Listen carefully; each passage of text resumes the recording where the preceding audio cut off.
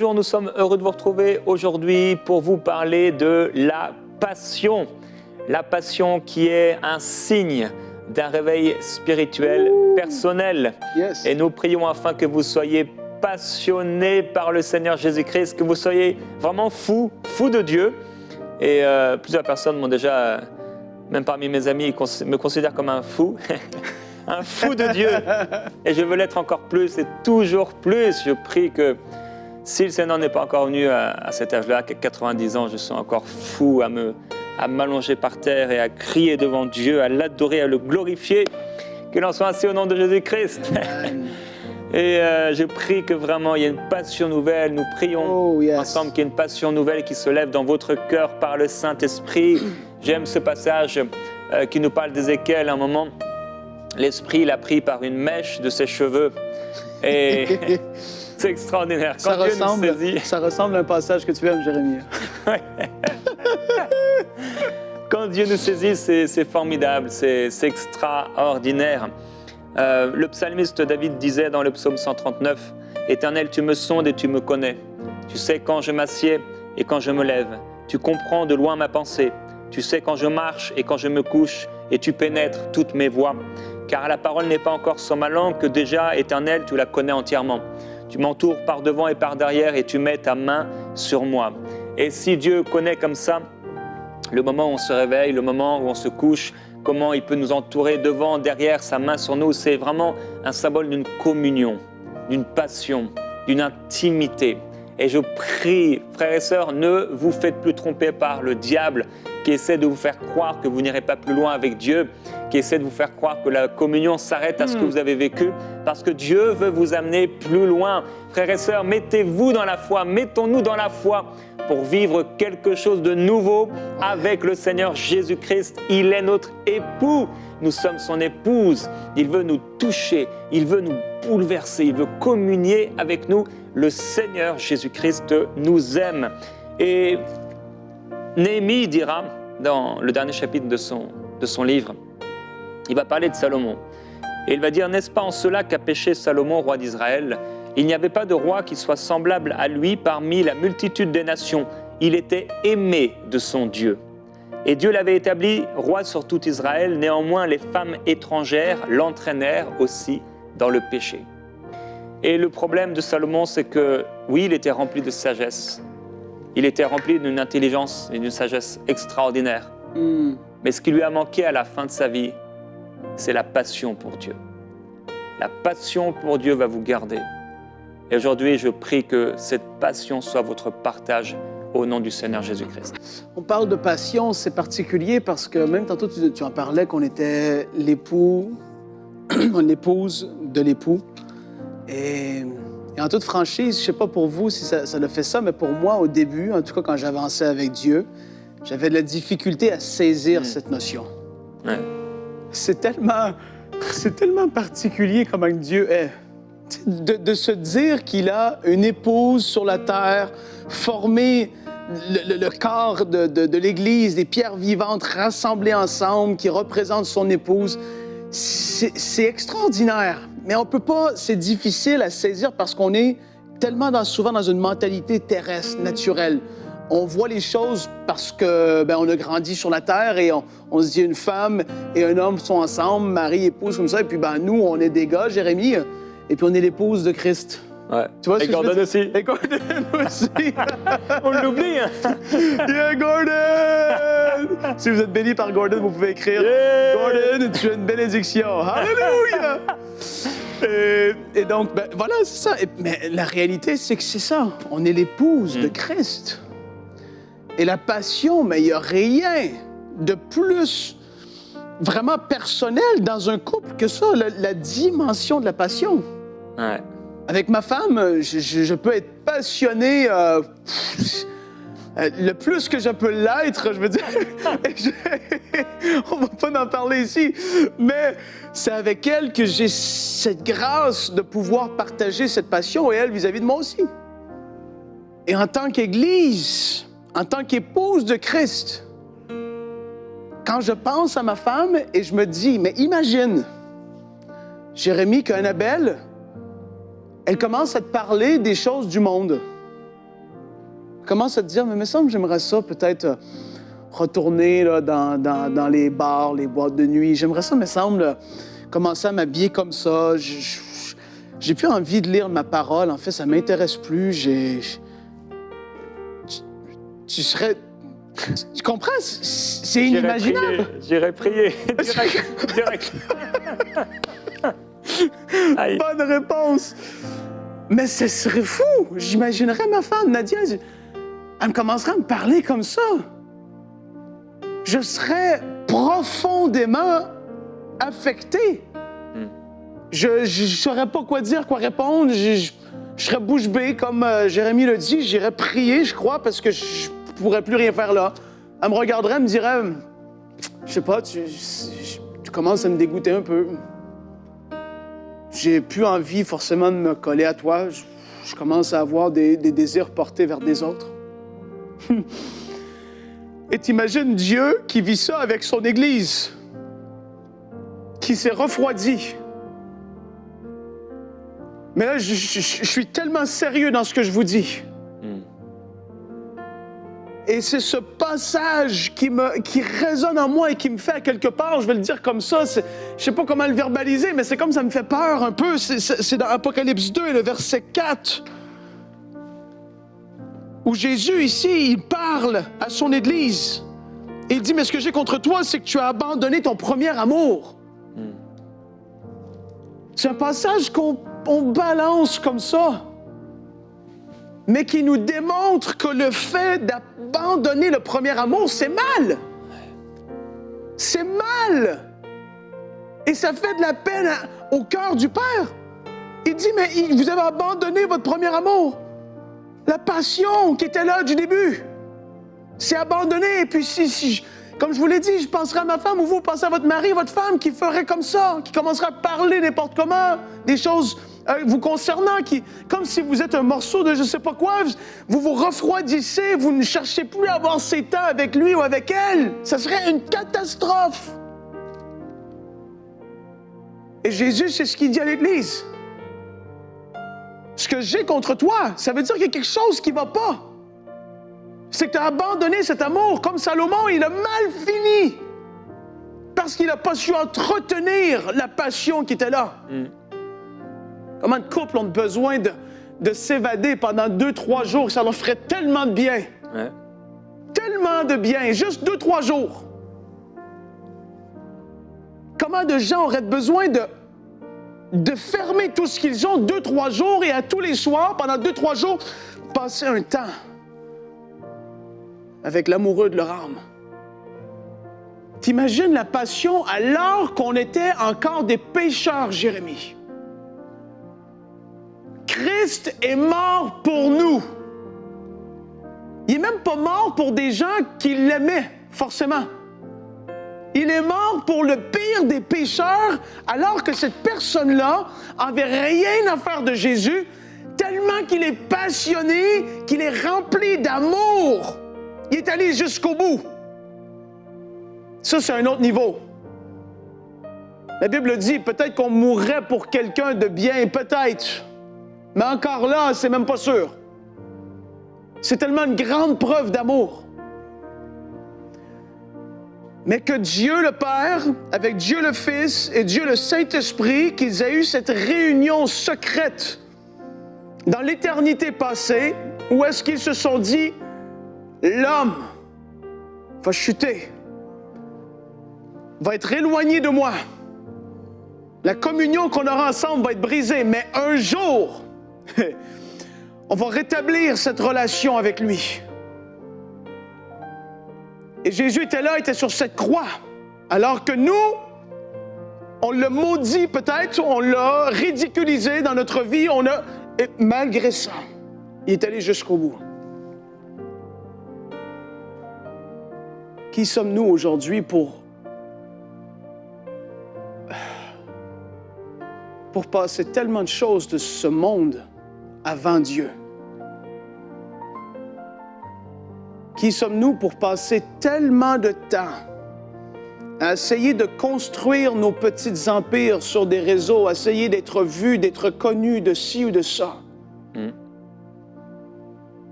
alors que ce qui va subsister à la fin de notre vie, ça n'aura rien à voir avec tout ça. Jérémie disait, à 90 ans, je vais être passionné comme ça. Peut-être que certains parmi vous, vous êtes rendus à 70, 80 ans et plus. Et vous savez à quel point la vie passe comme ça. Et tout ce que vous allez avoir fait quand vous aviez 30 ans, 40 ans, 50 ans, il faut prendre soin des nôtres, c'est normal.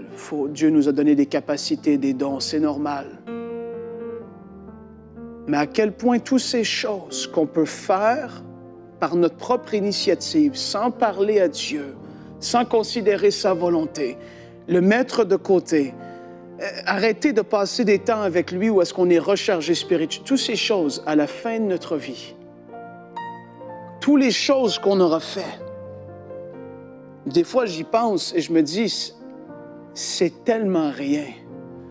Je veux que pendant que je suis vivant sur cette terre, je veux profiter du maximum que j'ai, du privilège d'être un enfant et un serviteur de Dieu et de pouvoir manifester les dons du Saint-Esprit, de pouvoir prêcher sa parole, de pouvoir le connaître du plus que je peux dans ce corps de chair qui est tellement temporaire. Je veux le connaître pendant que je suis vivant sur cette terre, même si pour l'éternité je serai avec lui. Éternellement dans sa présence, par la grâce de Dieu, je persévérerai jusqu'au bout. Mais je veux que dans cette vie, je veux le connaître de plus en plus. Tout au long de cette semaine, c'était ça. C'était de vivre ce réveil. Frères et sœurs, c'est le but ultime de cette semaine, c'est de le connaître plus, d'aller plus loin, de laisser de côté les choses de ce monde qui peuvent tellement facilement tout prendre de notre temps, nous siphonner, les distractions, les choses qui sont là pour nous éloigner de Dieu. Ce qu'on veut, c'est le connaître lui. Et même si peut-être qu'il ne me le dirait pas, mais j'ai pas envie. C'est pour ça que j'ai dit que ce passage, à quelque part, en tout cas, il me saisit. J'ai pas envie de me faire dire ça. Frank, t'as perdu ton premier amour. J'ai pas envie. Et ça, c'est entre mes mains. Les temps que je passe avec le Seigneur à chercher, à le désirer, à avoir soif de lui. Je me rappelle des temps où est-ce que j'ai pris la Sainte Seine avec lui, toute seule. Où est-ce que je me suis rappelé de ce qu'il a fait pour moi. Des fois dans ma voiture, où est-ce que, je vous le dis, je peux me mettre à pleurer parfois dans ma voiture, tellement que je suis heureux d'être sauvé. Tellement que j'ai une joie profonde du fait de savoir que dans le ciel, mon nom est écrit dans le livre de vie. Et je ne veux jamais perdre ça. La joie de mon salut. Les choses simples. Les choses simples. Le fait de dire, Jésus, tu es mon roi. Jésus, tu es celui que je suis. Ma vie est entre tes mains. Combien de fois je peux être dans mon sous-sol et juste être dans sa présence là, à contempler qui il est, à réfléchir à sa personne, à me dire, je suis tellement loin d'être comme que tu étais, je suis tellement loin encore d'être comme toi. mais tu es tellement bon, tu es patient et tu prends le temps avec moi et tu me tiens par la main, tu me condamnes pas, tu m'élèves au-delà, au lieu de m'écraser comme les gens du monde font. Toi, tu cherches à me relever, tu cherches à ce que je te ressemble, tu cherches à me transformer à ton image. Je veux jamais mépriser et oublier ces choses, jamais. Hier, on a vu que l'importance de croire tout ce que dit la Bible. Une chose qu'elle dit, c'est qu'un jour, il va y avoir les noces de l'agneau. J'aime, ça fait longtemps que je n'ai pas pensé à ça. Où est-ce qu'on va être là? Et où est-ce qu'il va y avoir de la musique extraordinaire? Et l'agneau de Dieu fera son entrée et nous allons l'acclamer.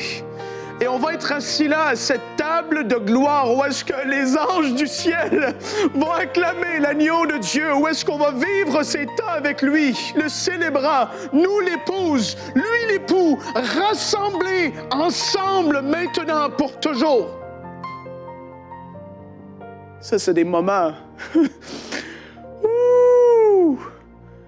Je veux dire, si ça n'excite pas quelqu'un qui m'écoute, là, je ne sais pas qu'est-ce qui va t'allumer. Hein? Ah, Seigneur! On veut en ce moment juste...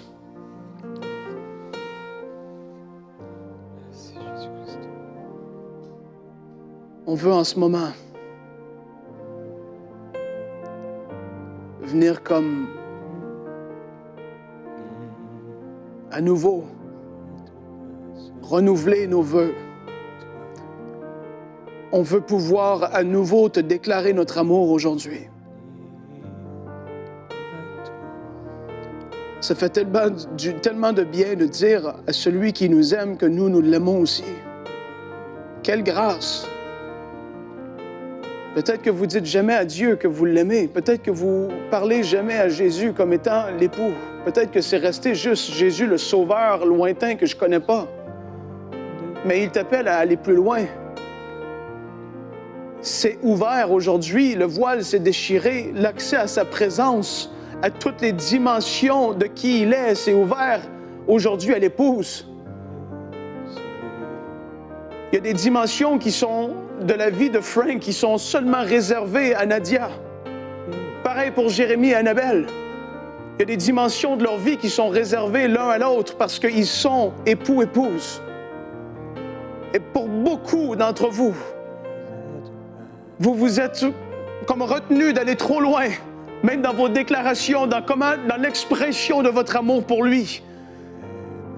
Beaucoup, vous êtes restés au stade de donner des offrandes et c'est bien. Mais ce qu'il veut aujourd'hui, c'est peut-être une déclaration d'amour de ta part. Ou est-ce que tu vas passionnément lui exprimer ton cœur et la gratitude que tu as d'être enfant de Dieu? Ou est-ce que tu vas lui exprimer et tu vas lui dire « Je veux entrer dans ta présence comme jamais auparavant parce que si j'y ai accès, c'est réservé à moi aujourd'hui. » Ou est-ce que vous allez prendre un temps avec lui seul pour le contempler et le connaître? Jésus, je t'aime. Que jamais ce soit le partage d'aucun parmi nous de dire « Mais tu as abandonné ton premier amour. » Nous avons besoin de toi, Jésus. Tu es le roi, tu es le sauveur, tu es le Seigneur. Mais tu es celui qui nous a passionnément remplis d'une façon d'amour inexprimable. Tu nous as rachetés. Nous voulons te remercier. Je veux être passionné de toi. Je veux m'enfermer dans ma chambre avec toi. Ouais. Jésus, je t'aime. Mando brasa taya brasete. Ki brasoto Jésus, je t'aime. Je veux être passionné de toi.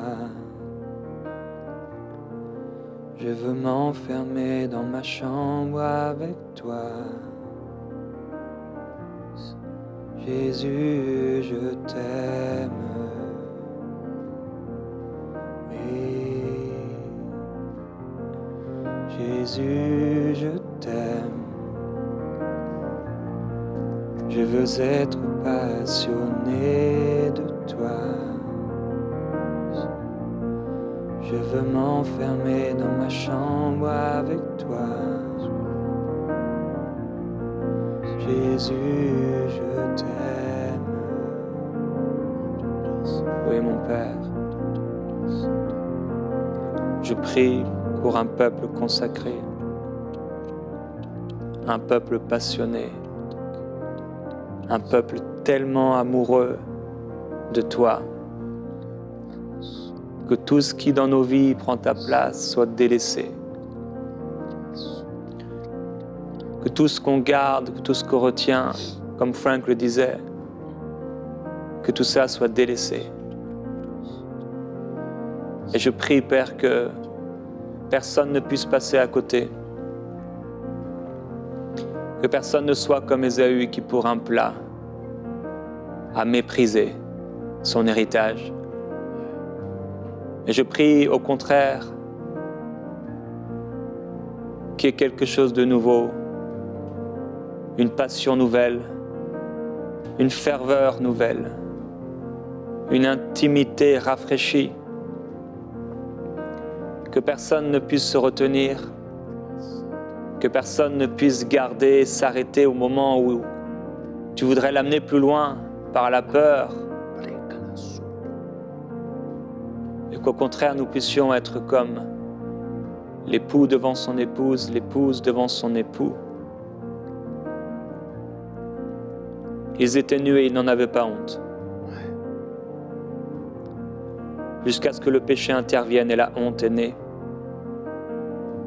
Et je prie, Père Céleste, pour ton peuple, afin qu'il n'y ait aucune honte. Que ton peuple puisse devant toi t'adorer avec liberté comme le faisait David, dont on s'est moqué à ce sujet, qui s'est, bien qu'il était roi, comporté comme s'il était un personnage quelconque, tellement il était passionné par toi. Et je prie pour cette passion, Père, parmi ton peuple, qu'on puisse la retrouver, que l'intimité soit renouvelée, que l'alliance soit restaurée, que le feu de Dieu leur soit communiqué, que ces temps de prière qu'ils avaient le matin, le soir, la nuit, qu'ils puissent le vivre à nouveau, que cet amour pour ta parole, Seigneur, ils puissent à nouveau l'expérimenter. Nous prions pour un réveil spirituel. Nous prions pour un feu nouveau dans les cœurs par l'Esprit de Dieu. Tu veux le faire, ô Dieu, mais tu veux trouver des cœurs bien disposés. Ce n'est pas en fonction de nos capacités personnelles. C'est juste une histoire de cœur et de dire oui, de désirer. Saint-Esprit, manifeste-toi. Remplis les cœurs de ta présence. Remplis les cœurs du Saint-Esprit, Père. Une huile nouvelle, comme cette huile qui coulait sur Aaron, cette huile grasse qui recouvrait son corps, dont il était difficile de s'en défaire. Que de la même façon, ta présence vienne sur eux, ta présence vienne sur nous. Une présence, comme une présence grasse qui colle à la peau, qui s'expérimente, qui se vit. L'intimité, la profondeur de ta présence. Que ce soit plus du bout des lèvres, que ce soit plus religieux, habituel, naturel, ce qu'on a toujours fait. Mais nous prions pour une nouvelle passion, Père. Au nom de Jésus-Christ.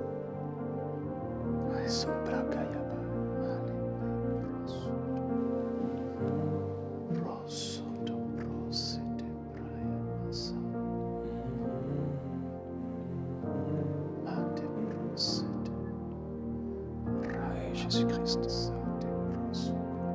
Jésus, je t'aime.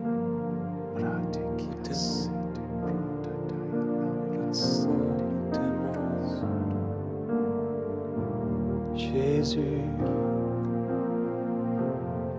Là où vous êtes, vous pouvez élever un chant vers le Seigneur. Alors que Gordon joue, simplement écoutez simplement cette mélodie et faites un chant à votre Dieu. Une parole, une phrase, vous pouvez la répéter. Une parole d'amour pour votre époux, pour votre Dieu, pendant le temps qu'il nous reste. Allez-y, ouvre ta bouche et adore-le. Adore-le avec un chant.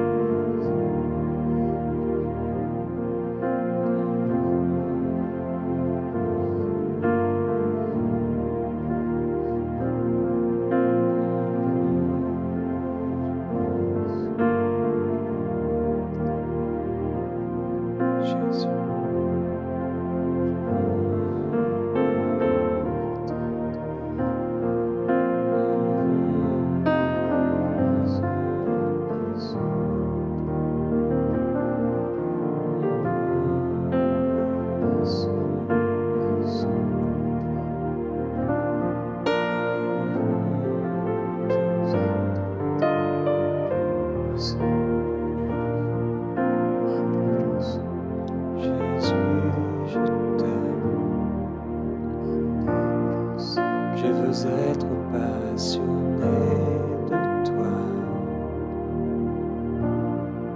Je veux m'enfermer dans ma chambre avec toi. Jésus, je t'aime. Personne comme toi, Jésus. Ah, Jésus, je prie pour de nouvelles paroles d'amour adressées par ton Église. Oui. Personne comme toi. Plus de retenue Oui. au nom de Jésus-Christ. Qu'il en soit ainsi.